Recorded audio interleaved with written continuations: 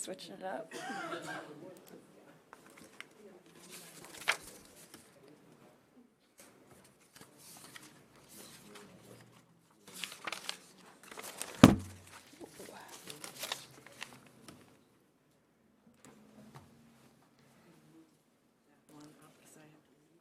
Yeah, before the prelim plan. Yeah. Yeah, you bet. I'll call the September 19th, 2019 Planning Commission meeting. Can I get a roll call? Kays. Aletsky. Present. Culhane. Here. Hanson. Here. Dargits, Johnson, Dolly, Stein, Brink, and Ford are absent. We have a quorum with the 4. I'd like to invite anybody here who wants to speak on behalf of anything for public comment that isn't otherwise on the agenda to sign up with Brandy, and then we'll address your public comment towards the end of the meeting. So if you have anything you want to say that isn't on the agenda, come up, sign up, and we'll get to it at the end. Thanks. I believe we have an amended agenda. Can I get a motion for that? All those in favor say aye. Aye. And All so, those- Go ahead. sorry to Motion interrupt you. passes. So for amending the agenda, that will be moving item 6 up in front of item 5. Correct. That brings us to Resolution 1940, Resolution levying assessments for urban renewal. Don't we have to do the minutes? Oh, pardon me. I call for approval of the minutes from August 20th, 22nd, 2019. So much for doing a great job here. So moved. I'll second that. All those in favor say aye. Aye. Opposed? Motion passes. Call for the approval of minutes from September 5th, 2019 meeting. So moved. Second. All those in favor say aye. Aye. Opposed, same sign. Motion passes. Number 5 is Resolution 1940, Resolution levying assessments for urban renewal. No. It's not? Six. No, it is item, commission recommendation of revised urban renewal plan. And I gave you a copy of the resolution that the council will pass, but that will not be passed by the plan commission. The revised urban renewal plan needs to be recommended by the plan commission before the city council can hear it, so. And is there an open public comment on this, No, that's not required. just simply recommendation up or down from the plan commission? Right. And so I can, if you'd like me to describe what's going on here. The city council was considering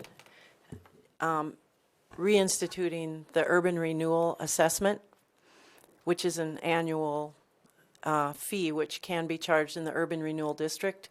And we've got an urban renewal plan, which we've been following since 1981, with a couple of periods in there, 2 or 3 years at a time, when an amended plan was temporarily instituted.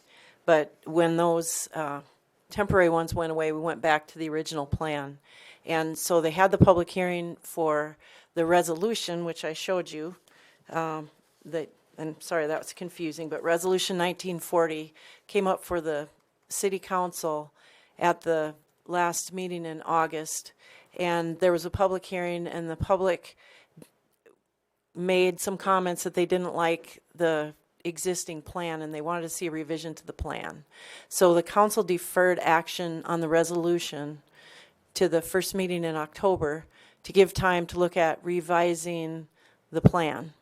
So that's what I've done. And there was a committee meeting yesterday of 3 council members and staff members. And the 3 council members were the 2 from Ward C, Councilman Hoyer and Councilwoman Manty, and then the council president, Glenn Vilhauer. The 3 of them, along with staff members, reviewed the urban renewal plan and are recommending some really minor changes to it. There's actually not a whole lot different. We did change the beginning part of it, which referred to some things that are no longer valid. And so we updated that, just saying in accordance with South Dakota Codified Law, Section 811-8-38, The city council has urban renewal powers, which it may exercise itself or through a board or officers of the municipality, as the city council may, by resolution, determine to be in the public interest. And the following revised urban renewal plan has been submitted to the Plan Commission of the City of Watertown and the City Council of the City of Watertown for approval and adoption. And then it goes down through what the plan is. The first item is area. The area has not changed. It's the same area that it's always been. There has been some discussion about changing that, but at this time that's not being proposed. It's the same area. And so there's really nothing there. The parking is the same, that we can enforce present parking ordinances and improve and increase parking facilities. We did remove the part about the painting of the lines and the angle, because that's really not an assessment item.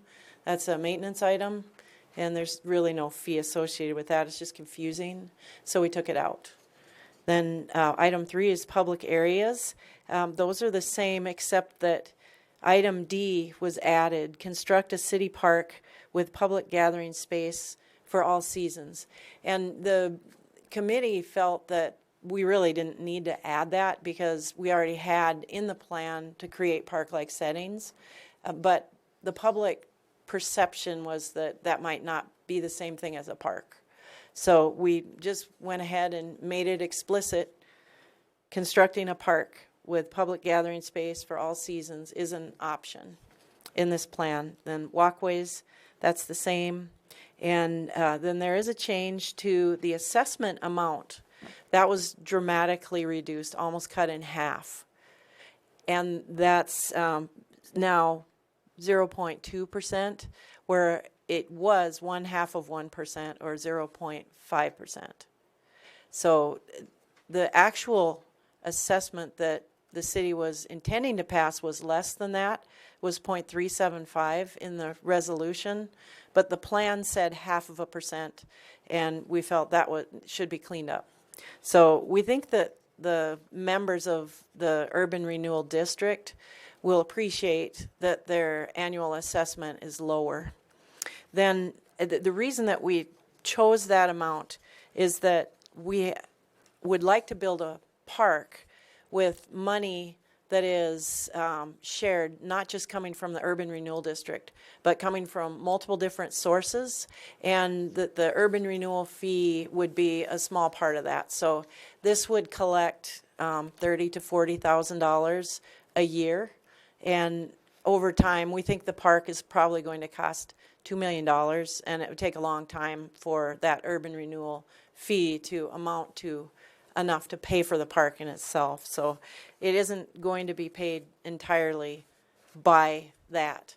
But I want to point out in the resolution that that money collected will be given back if we don't build a park. So that should make it, there was some concern with the Urban Renewal District members that the money might be spent on something other than a park, because a plan is just a plan, and there's nothing holding the council to following the plan. And in the past, the council has deviated from the plan, apparently. And I don't have proof of that, but I understand that was their concern, that things other than the plan have been used. So a resolution is a little bit different. If the city council passes a resolution, it pretty much has to do what the resolution says. So the resolution says the money will be given back. Do we have any sort of a time frame as far as how long you're thinking about trying to put that all together? Yeah, well, the resolution says December 31st of 2020. If there's no official movement on a park, that money's given back. Now that's up for debate. And this is not on a council agenda yet. So, and the committee's meeting again next week, that might change. They may say, give it 2 years or 3 years or whatever. That'd be pretty fast. That's just 1 year. And for everything to come together, if there's one little glitch in the process, it could mean that we have to give the money back. So I would say that part of it might change, but the resolution is very explicit. The urban renewal funds will only be used for a park, and they'll be given back if a park isn't begun by a certain date. But what you're doing today is approving a revision to the urban renewal plan, and that's not very different. There's a couple minor things on there, a lower assessment rate, and addition of the park and some cleanup of some language. So that's essentially it. And if you have any questions, I'll try to answer them. Is there going to be an urban renewal board put together again or not? There might be. I mean, we've been having discussions. It is in the Watertown Development Company plan to oversee improvements to the downtown and to encourage development downtown. They've been actively doing that, and they have a committee that there are already people identified and serving on a committee which could assume those responsibilities, but we just haven't gotten to that point yet. Is this the last opportunity that the Plan Commission would have to review this? I mean, I don't foresee not recommending it, but I'm saying, like, if there's a change or there was some adaptation to it between now and October 1st, we wouldn't have adequate time, right? To the resolution? Correct. The That- resolution That's and then true. to be able- And you're not voting on the resolution. That only goes to the We're council. just voting on the plan, right? You're only voting on the plan, and I don't expect any more changes to the plan. I think that it's possible that the resolution will look a little bit different than the one I handed out. And no, there's no opportunity for the plan unless they have a special meeting. But the reason that this is rushed is this resolution date was set, that it would be reheard by the council. Action will be taken on the first meeting in October. So this is the only opportunity for a plan commission consideration. And I was at the city council meeting, and I thought, based on the discussion from the city commissioner, city councilmen, they were concerned, and they wanted a plan, some of them wanted a plan and wanted to update the previous plan, even though that it was a relatively comprehensive previous plan. And this looks like a really good, very fast, efficient progress. I mean, I don't know how else to explain it. A lot of times people complain about government. Yeah. People complain about government not taking any action. I mean, this is really pretty quick and fast and swift, and I think it represents a decent compromise, and hopefully everyone will be in support of it, not just here at this particular board, but also generally, because I think it addresses most of the concerns of the people that were on the fence. Yeah. This is part of a concerted effort from private developers, from the city, from people not concerned about profit, but people concerned just simply about the quality of downtown life. We've seen it manifest in the downtown overlay district, which we just recently passed, and then I think the city council went on to pass it, or is going to, or hopefully. It's at its first reading. First reading. I mean, this is all part of a concerted, multifaceted effort that everyone is making to try to make everything commercially, economically viable, but also improve the quality of life, particularly in our downtown region. Right, thank you for that. And I should add that Chris Shilkin, the director of Watertown Development Company, was on this committee as well, that met yesterday and will hopefully meet again next week, and participated in this. And he's had input from lots of folks from the Urban Renewal District. There are people that won't like the city to implement a tax for the Urban Renewal District, no matter what. And changing the plan isn't going to change that feeling that it's not the right thing to do. And so this was an attempt, like Liam said, to address the concerns of people that felt that they could be favorable to implementing it if we changed it a little bit. Have you had an opportunity to run the numbers, Yes. reassessed value versus the 0.2 mill rate? Yes. It's went from 71,000 to 40,000. What's And- the most that anybody's going to get tagged? I think it was about 1,800. Two banks were going to exceed the $1,500 maximum that was in the other resolution, or in the other plan. I should say that got pulled out. So there were two property owners that will pay more with this change. Everybody else pays significantly less. And the amount that they pay more is less than $500 a year. And was that some sort of a compromise, removing the $1,500 max as a?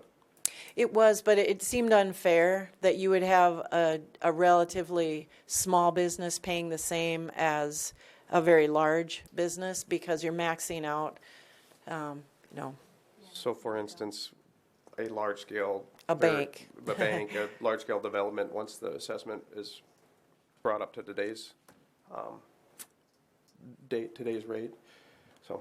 right. So the banks at the old rate, I think were paying in the vicinity, their amount would have been 3,600 or so, but they were maxed out at 1,500.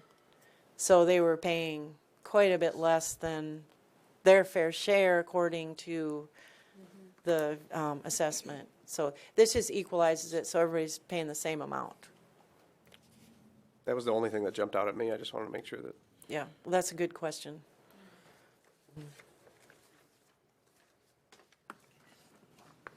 I would look for a motion to recommend this to the city council. I'll make that Unanimously. motion. I'll make that motion. Do I have a second? Second. Motion by Oleski, second by Kays. We do a roll call vote, I think, right? Oh, any further discussion?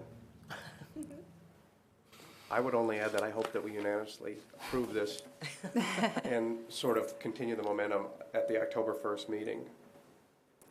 Kays, Yes. Orletsky, Colhane, Yes? Hanson. Yes. Thank you very much, and I would just like to add that there will be another hearing at the first meeting in October, and the notices for that hearing and for the revised assessment amount went out today. Yes, if anybody out there in the ether or in the gallery here today is here to talk about that, October 1st, city council meeting. October It's 7th. October 7th. The October first 7th. First Wow. meeting in October is on October 7th. I'm really struggling. Thank you. Thank you. Thanks. Next item on the agenda is commission consideration of the approval of a preliminary plan resolution number 2019-18.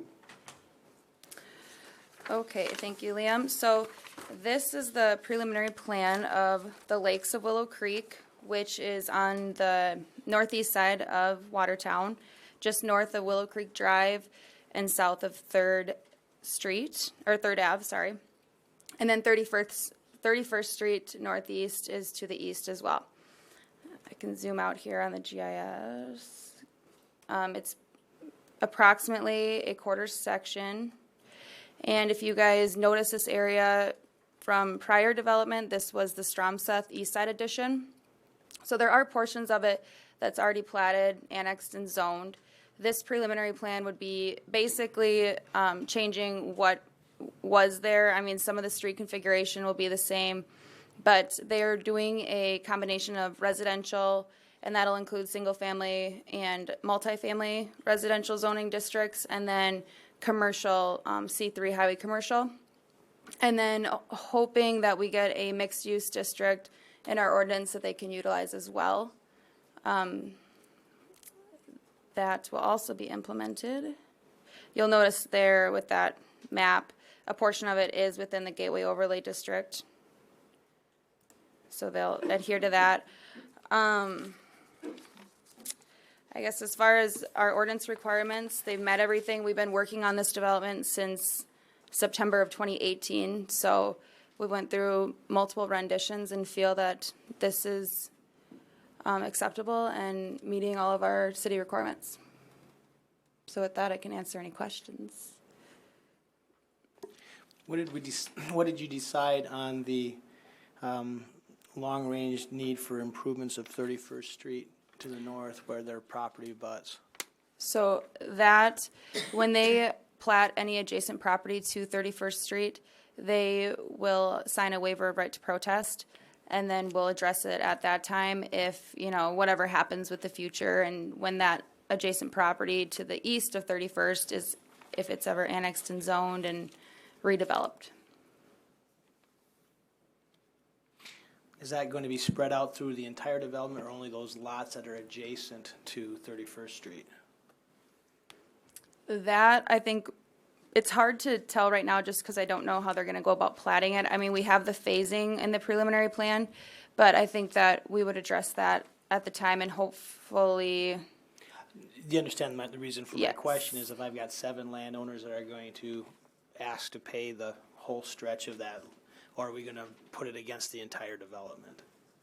Yeah, I would imagine we would draft something that it would be over the entire development. Somehow. Any other questions for Brandy?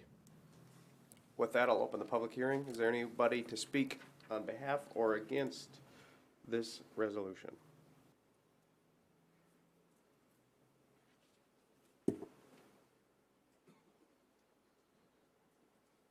Please state your name in the microphone.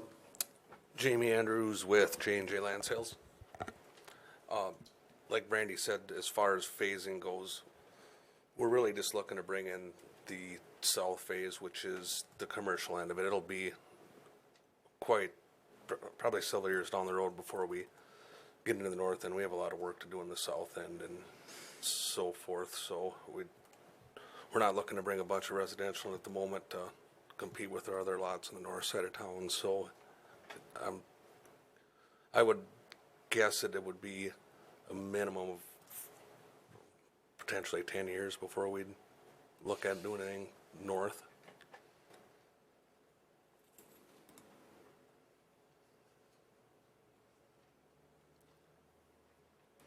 That was a plug that he still has lots available in Valley View.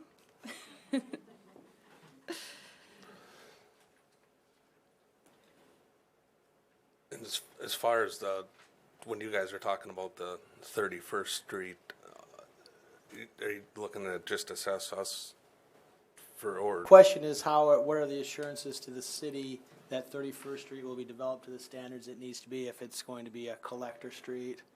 And is that going to be applied to the entire development, or is that only going to be applied to that residential portion?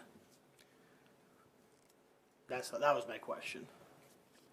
I thought the city would probably just take care of that on their own. That would be that's what most developers would wish for.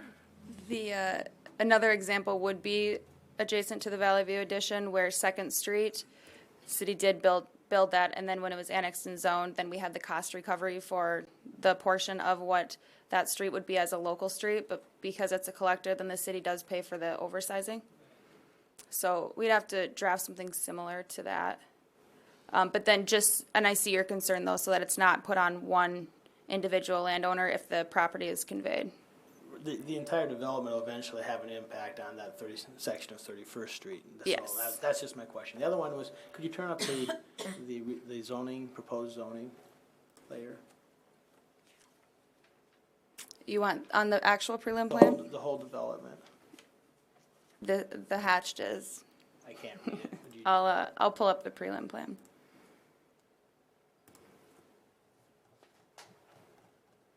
Okay.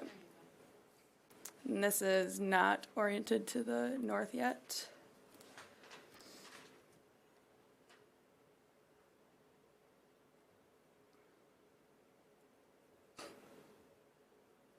Okay. So, So the pale green, is R3. and then we have R1 in red, Yep. and the location of the collector that's running through the interior. Will there be restrictions on access to the collector on that R1 property? Correct. Yep. So each, if I would dive into the grading portions of this prelim plan, there are shared access points for each of these R3 lots. And so that's a good point too. This is 28th Street, and that will serve as the collector, and that will be oversized as well. And that's mainly because the fact that 31st Street is a ways out, that we had to have some sort of collector. And then that it will run through residential property. We're not opposed to access, but just that we would restrict it and try to have it be, and they're shown to be adjacent to the streets to the east. Yes, yep, on the east side with the R1 lots, yeah. I think it's great. And that's another thing I hope the council and your guys' board, we're kind of excited about this. We're hopefully really cleaning up a eyesore, that part of town and with the, Gonna improve the entryway to the city. It will. we got a ways to go, that's Yeah. where. We'll see it someday. start sometime. Yeah. I make a motion. I have not closed. Thank you, Jamie. Is there anybody else to speak on behalf of and/or against? State your name in the microphone, sir. My name is Jim Flippin, and I'm here representing Dakota Commons, which will be the neighbor to the west of this site. And I would like to ask the question that you asked about Third Avenue North, the same one you asked about 31st.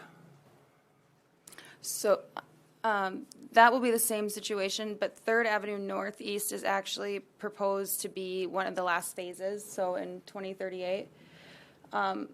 So that wouldn't be platted or, be necessary to improve until he would plat adjacent to that. And that is in phase 7 of this development, of what they've laid out in the prelim plan. I can pull that up here. You're looking at doing a half street similar to what they have on 14th Avenue until the property on the north side develops, or how is that gonna play out? That would be a larger discussion too, because we would like to eliminate having half streets. So coming up with how we would fund that. I mean, would that be something where the city would take the other half, and then as the Kinsman property to the north develops, then they would have to pay their pro rata share? And then, is that the way we're thinking about, just getting rid of half streets and the city honoring that as their portion of development, just to spur development in that fashion? I mean, I know we haven't had, and it's a bigger, larger question, but I know we're seeing that trend in other cities. Yeah, Mr. Chairman, in regards to that question, that's a thought that staff has had. It's nothing that we've really vetted through the proper channels yet to confirm whether that's what we would do. But Brandy is right. At the time of this plat coming forward, we would be having those exact discussions. And by then, I would assume we'd have a plan in action or in place by that time that we've maybe already implemented on a handful of other subdivisions, on how we've treated the half street option and whether we felt it necessary to build the other half. Some of that may very well be circumstantial depending on the subdivision location and the likelihood of through traffic and traffic generation patterns, and whether we feel the need for the full street width and the city being comfortable to take on that obligation until a later time when the neighboring property decides to develop. But those are the things that we've been kicking around internally with staff and trying to weigh out those options so that we can move forward appropriately. But from Mr. Flippin's concern, we are talking about a full collector-sized street on the north on Third Avenue. At some point in time, someday, would probably be built to a collector status. Right. That would be the target at this point, yes. You know, and the reason I was asking the question is, you know, of course, we have a portion of that same street to the west where, you know, it's a dirt road, you know, and it's really, we were wondering if this might expedite, you know, getting something done with Third, is the reason I'm asking. And this development, I mean, eventually will, but we also would need the orderly development where we would assume that if it was going to expand on this development, that it would to the west as well. So then at that time, then as the Dakota Commons property is adjacent to it as well, then that there would be cost participation there. That's what I'm asking, when and how, and are you, Well, and if your development warrants platting adjacent to Third, then it can happen tomorrow? next year, tomorrow, yeah. Okay, but if we don't plant adjacent, that's the whole key, right? Right. That's all I want to know. Thank you. And sometime in the next 18 years, that Kinsman property might turn and sell and develop as well. Right.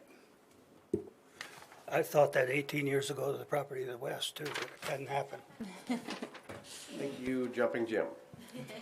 Anybody else, for or against? With that, I'll close the public hearing and look for a motion. I'll restate my motion to approve. Motion by Kays, Second. second by Hanson. Further discussion? Roll call? Kays, Aye. Valetsky, Aye. Kohane, Yes. Hanson. Yes. Motion passes unanimously. Next item on the agenda is the discussion on proposed C1 minimum lot area square footage and minimum lot width requirements ordinance amendment. Okay, thank you, Liam.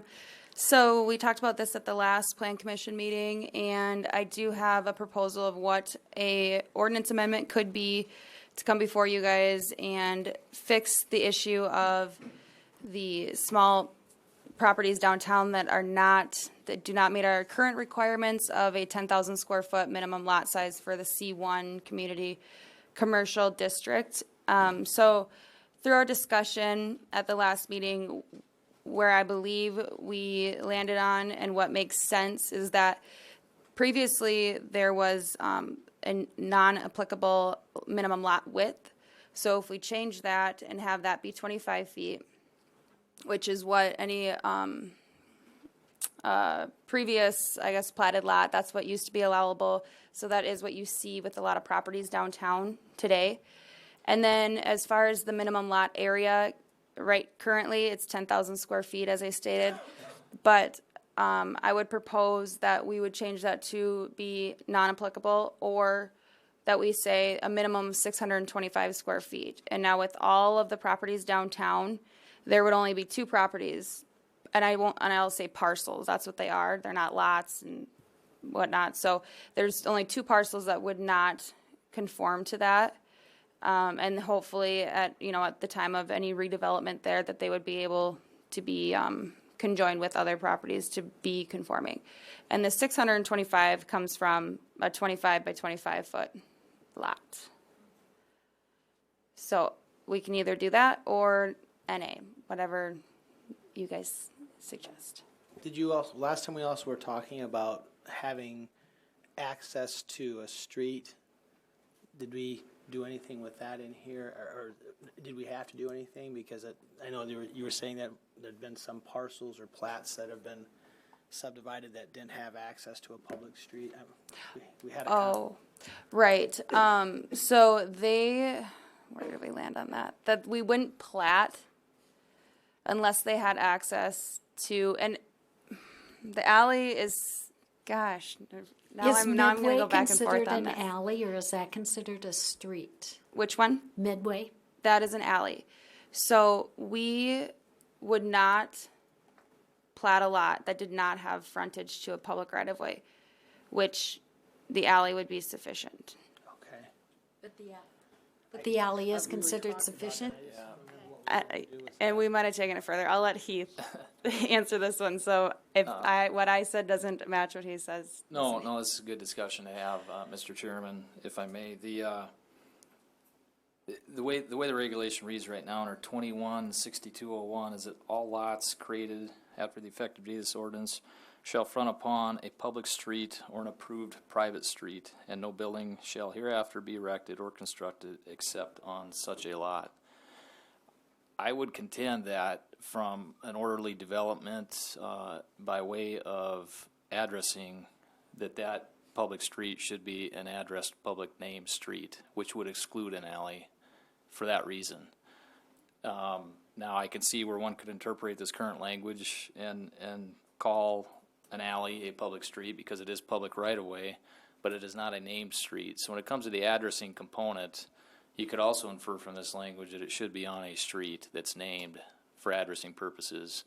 When you look at emergency response, mail delivery, all those common reasons we need addressing, I would contend that it would refer to a... No reason to cross-reference or do anything with an ordinance amendment, so from a staff perspective,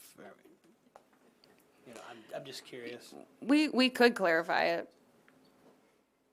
I mean, it is pretty clear though how Heath If it's good did for you, interpret I'm it. okay with it. If it's good for you, I'm okay with it. I just wanted to make sure that we were. Are you guys concerned? No, because of the my concern was I like this 25. We talked about that. We had that little conversation on some of those oddball lots, and I just wanted to make sure you guys are comfortable with the rules that you need. Yeah, and we'll look into it before we bring anything formally, and then if there is anything that we could tweak to make it even more clear, we'll do that at the same time. So just to stir the pot, there's a, I believe it's a tattoo place on Midway Alley. Yeah. So what's their address or what's their, So yeah, we did notice that one, and so they're not a platted lot. I don't know what their address is, but we would not be able to plat them. But isn't there a street sign that says Midway Alley? there used to be? See, we have it on the GIS as Midway Alley. I have some recollection of it maybe being on Lindner's building right there, but I don't know. I walk out that door every single day and I couldn't tell you. That's Paulie's place, yeah. I don't know what his address is. Platform 9 3/4. It's a PO box. No, oh sorry, it's 24 Midway Alley. I'm honestly, having been abutted to that now for several years, I don't have any real issue with them opening into the alleys, but if somebody else does, I mean, I'm not gonna. Well, again, Die on if, that hill. if the concern is emergency services, police, fire, if you're from town, you know it's Midway Alley and you know where it's at, but I don't, you know, does that, I don't know, you know. I do know that we assist the city in assigning addresses and for emergency services and 911, and I do know that my staff, they cringe a little bit when we're addressing things on alleys.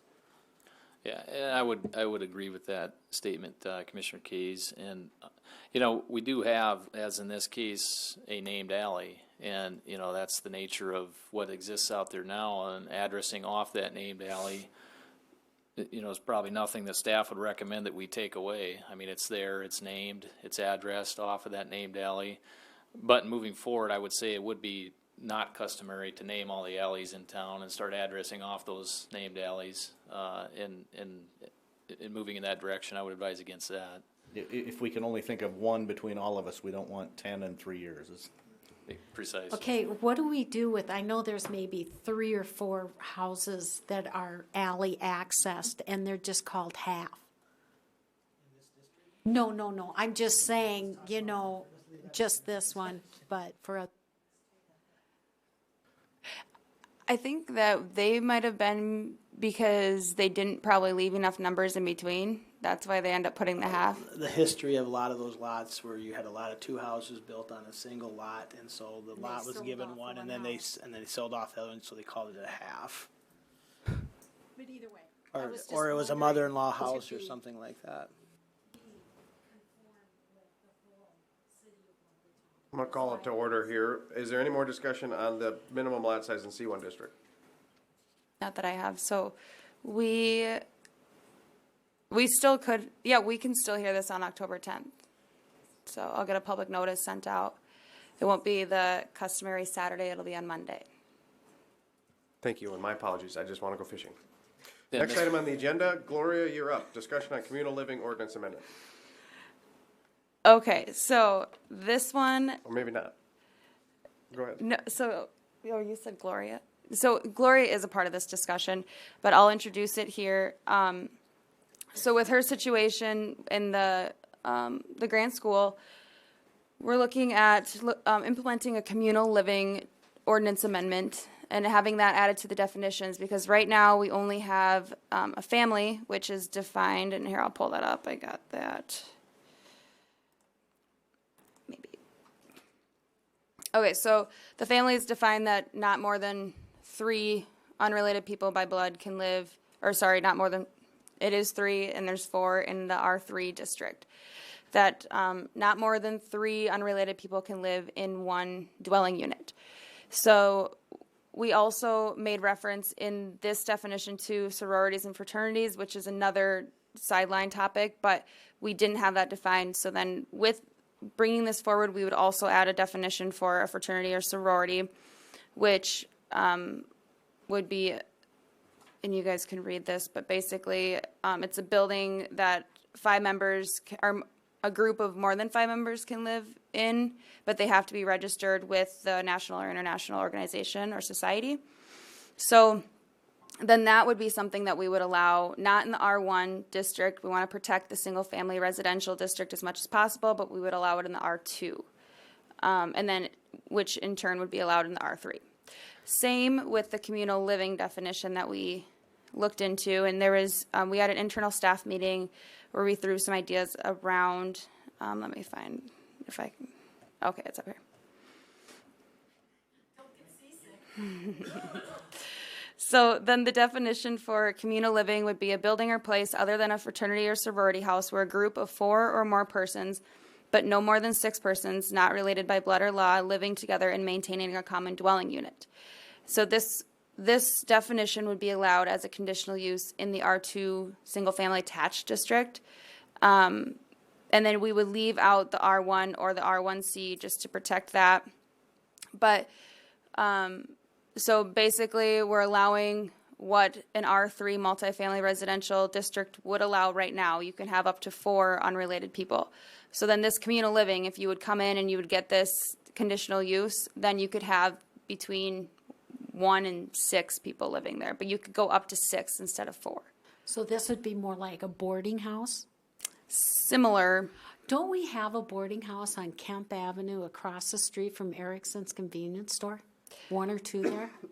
Well, but the boarding house definition, if I think, I'm just wrapping my head around the communal. Is it communal because we share a kitchen or we share? share everything. But boarding houses also share kitchens and bathrooms. So do most apartments. And so as far as the boarding house, we don't have a definition for that. So it would be like a group living, but then with that, there would be a supervisor of the house, which they're not in the other. And we're only. So at least now we have this as an option in the ordinance where we can maybe contact them. I'm just basing on kind of like what Brookings has on their boarding houses, and only on their existing boarding houses. And then they have to get licensed every 10 years, I think. And Brandy, just to clarify this discussion, is the intent more so related to the number of non-related members living in the facility rather than necessarily whether it's shared kitchens or things of that nature? I think the intent was more driven by the number of non-related members that can live in that structure. Yes, yeah. But do we have limitations or building codes that talk about space needs? And I mean, if I have just a little 800 square foot house, could I put 6 people living in an 800 square foot house? You could have 6 kids. Adults? What am I now doing? you can't. What am I going to be doing with parking requirements on communal And living? see, that's where, let me get into that. So we do have design standards that we all have been wanting. So there would be, the parking requirements, I think, would be sufficient. And so I added this with the parking. It says that it shall comply with the parking requirements of 2163. And then so that is stating that there's 1 parking stall per bedroom. What about if we have a communal living where we just have 1 big bedroom? 1 big parking lot. That would mean only 1 parking space would be there for the 6 people that are living there. Down at Brookings, it's per bedroom. Okay, but I guarantee that they're going to have more than 1 car, and then it's going to come up that why are 6 people sharing 1 bedroom? It's all bunk beds. It's a small house. I'm just playing a devil's advocate here. I'm just, I mean, if we're talking about, if I had a house, I had a small house, and I'm thinking, how am I going to maximize the dollars of that house and rent it out to Lake Area Tech kids? I'm going to stack in, I'm going to pack them into that small house. And so if I do that, the parking becomes an issue of having people parking out on their front yards, side yards, and all those types of things. And if the requirement is only 1 parking space per bedroom, I can pack 6 people in a single bedroom in bunk beds and make that work. We went down this rabbit trail in our discussions too, and when you really start thinking about it, anybody can do that, and the parking requirements are still only ever 2. So from what we discussed, we found that 1 per bedroom is appropriate, and if it's not, we can always look into changing it. Are we going to have the people where they have to apply to get like a conditional use permit so we can? Yep. Okay, good. That's what I like. Yeah, so this will only be allowed, there will be no district where it is permitted. Only be a conditional use that will be allowed in the R2, R2A, or the R3. And then, so what they'll have to submit to would be the site plan that we can look into the ingress and egress for the lot and structure, the parking for tenants and screening, fencing, and lighting. What would be So- the basis for denial of conditional use permit in the R2 zone? Parking. What if they meet they the can't- parking requirements? Then why do we care? It depends if you're a neighbor or not. Then the neighbor can come in and they'll be, with the conditional use, and they'll be notified, and if they have a real issue with it, then they can bring that up to the board. And if there isn't anything that we have in the design standards, and it's just because they don't want that many people next to them, then they can have the option of living in an R1 single-family residential district. The people that are already living there in the R2 zone, they would have to move? Well, no, I mean, but if we allow this as a conditional use and we have these design standards, there would be no premise to deny them if they are meeting all of I it. I agree with you, so that's why I'm looking at, there are some R2 area parts of town where this is probably an appropriate use, but there's a lot of R2 in the town where you're gonna get a lot of brushback when people wanna start packing in Lake Area Tech housing and old redevelopment houses. And so maybe the other requirement might need to be that they have to have some sort of a sign off from adjoining property owners, because you're talking about transforming an established neighborhood into something that maybe people weren't looking into doing. Also, if I'm packing more people, I might have more sewer issues, I might have more water needs issues. I mean, it's more than just, There's a lot of places, though, in the R2 districts or the R2A, they have really small lots where a lot of them are not going to be able to accomplish the off-street parking requirements, because usually they only need 2. Now, we would say that if they have 4 people, you would assume they have, if there are 4 students, we would Have 4 assume cars. that there's 4 cars and 4 bedrooms. So then per bedroom, then there would be 1 parking stall requirement. there will be wraparounds going around this. So are we talking about bedrooms on the main floor and in the basement? And if they're gonna be in the basement, are you gonna require egress windows and stuff? Yeah. If we catch where they're packing the people. That's the big question, if.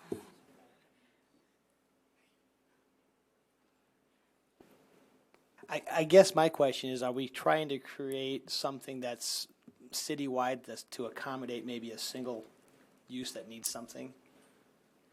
And, Mr. Chairman, these are all great discussion points that we've talked about internally with staff, and I can tell you that some of the thoughts that were shared were whether this should be looked at more community-wide, and that's why staff has brought up some options like Brandy's proposing, but I do definitely agree these options need to be vetted. We need to make sure that you guys as a board are making a decision that's right for the community as a whole. But I can say that this was initiated by, the one particular location at hand that makes sense to do this in. And I shouldn't say makes sense to do it in, upon the board's approval, could make sense to do it in. But it did open the discussion of should we be looking at this community-wide to look at having opportunities out there to offer multifamily living conditions in other zoning districts than what they're currently allowed in. And if we do that, we want to make sure we have the appropriate protections in place for those neighbors, for those that would have concerns, and what those design criteria should be. And that's, why we've got a rough start to it here. Really, this is really just a very preliminary idea that Brandy's helped put together. It's a good start. And definitely we can continue to vet and make sure we've got it in the right place before moving forward. Maybe take a look in your research about minimum amount of living space per person living in an area. I've got 2 kids in Vermillion, and it's really pretty cramped, and I guess you could probably call them communal living as well. And so I think anything we can do to, when we're having kids from out of the area come to Lake Area Tech, we want their parents to know that this is going to be a safe living environment for them, and it's not exactly what I know you're proposing, and it's a cat and dog issue. But if we're going to blanket it all together, we want to make sure we want to look at that as well. Yes. Sounds good. Anything else from you guys? Thank you for your input, everyone. Thanks, Brandy. Next item on the agenda is open public comment. This is the time where you can come and talk about anything that wasn't on the agenda. Anybody? Gloria, you don't want to say anything? Thank you. Doing what you're doing. I think this is so exciting, and the old school teacher should have brought her whole class. Watch government at work. Any new business? None that I have. Any old business? Just the South Dakota Planners Conference again. Did you guys get my email with the schedule? And just if you can let me know, what did I say, by next Wednesday? Because then I have to let the hotel know by that Friday. Thank So, you, Brandy. Any need for executive discussion? no. Motion to adjourn, anyone? I'll make that motion. Motion by Oletsky, second by Kays. All those in favor say aye. Aye. Aye.